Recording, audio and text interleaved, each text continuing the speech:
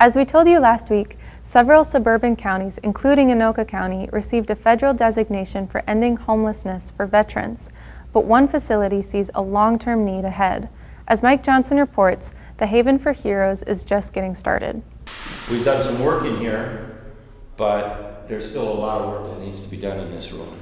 Haven for Heroes co-director Bart Ward says $3 million worth of building equipment and in-kind labor has been donated to turn buildings on the former campus of the Anoka State Hospital into homes for veterans.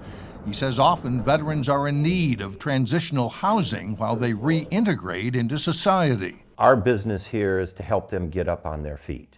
And so the veterans who come here are very, every one of them are different. Every one of them have different needs. Here they have rooms for 52 veterans in 2 buildings, with a third one being renovated. And there is a lot to do inside a building that's more than 100 years old and in serious disrepair. A lot of work for a lot of volunteers. You look at the amount of volunteers we've had in this project, 600, maybe 700. The number of companies, 125, 30 companies who have come to help us rehab these buildings.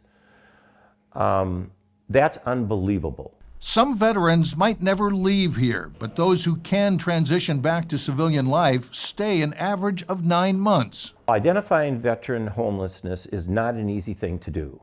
Veterans are typically not people who reach out for help the way that non-veterans do.